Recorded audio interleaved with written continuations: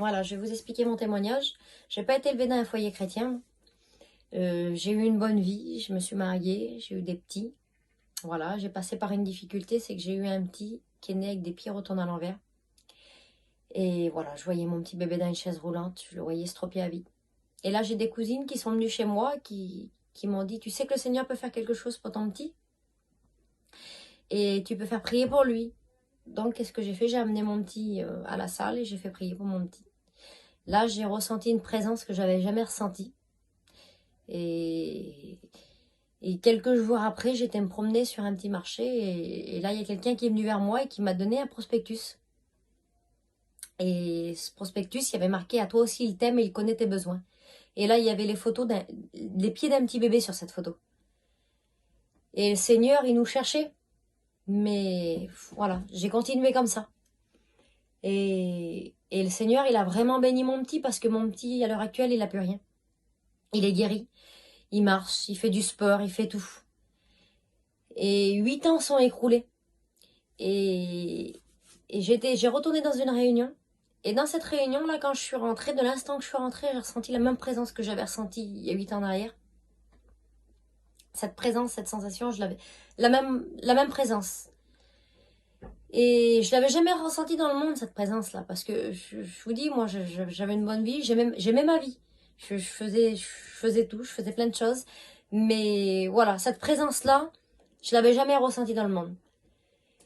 Et quand j'en ai parlé à des copines, ils m'ont dit que c'était la présence de Dieu. J'en ai parlé à un pasteur, il m'a dit que c'était la présence de Dieu.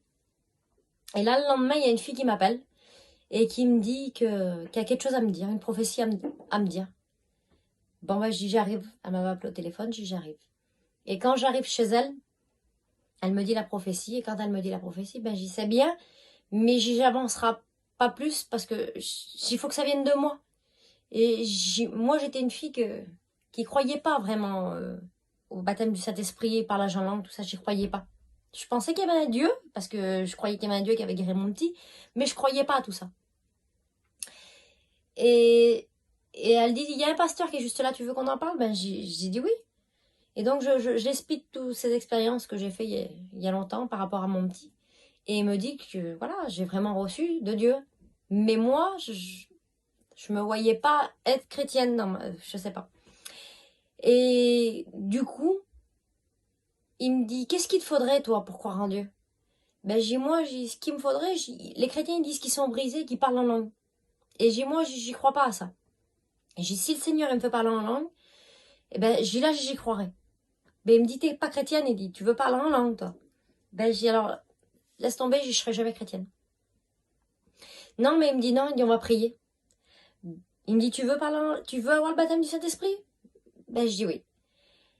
Et du coup, j'ai monté dans le camping avec sa femme et quelques femmes. Et cet homme-là, on a prié. Il m'a imposé les mains. Sur l'instantané, j'ai ressenti la présence de Dieu. La présence de Dieu que j'ai ressenti une joie et un amour que j'avais jamais ressenti dans le monde. Une présence qui était hors du commun. Et là, d'un seul coup, j'ai le baptême du Saint-Esprit. Et là, je parle dans des langues que j'ai jamais parlé de ma vie, je connais même pas. Et là, je parle des langues. Et moi, qui disais que c'était pas vrai, moi qui disais que les gens faisaient des manières, c'était moi aujourd'hui qui le faisais. Et vous sauriez comment que c'est bon, cette présence de Dieu qui m'arrivait sur moi, là, et je voulais plus qu'elle parte. Et là, j'avais qu'une envie, c'était d'hurler, d'ouvrir la porte de ce camping, là, d'hurler que Dieu était vivant. Seigneur, que c'était bon, cette présence de Dieu, là. Et là, le Seigneur, donc je suis retournée chez moi, je l'ai expliqué à mon mari, et mon mari, il l'a vu la différence. Il a vu le changement. Et lui, ce qu'il s'est dit, c'est qu'il s'est dit, si vraiment t'es vivant, je veux le savoir aussi, moi. 2 jours après, c'est lui qui s'est converti. 2 jours après,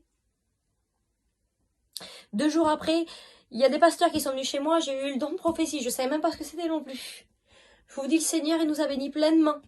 Moi qui croyais pas à tout ça, qui croyais pas au parlage en langue, qui croyais pas au don de prophétie, qui croyais pas à tout ça, moi j'ai tout eu d'un seul coup. Le Seigneur, il m'a tout donné, ce que j'avais besoin. Le Seigneur, il a changé mon cœur. Le Seigneur, il a changé mes idées que j'avais, que je pensais qu'au monde, je pensais qu'à l'amusement, je pensais qu'à tout. Le Seigneur, il avait changé mes idées. Seigneur, c'est bon la présence de Dieu. Et je vais vous dire, Seigneur, ce qui s'est passé, c'est que 20 jours après, j'ai passé par les eaux du baptême avec mon mari. Le Seigneur, il nous a bénis pleinement. Alors faites une expérience avec le Seigneur. Que le Seigneur vous bénisse. Amen.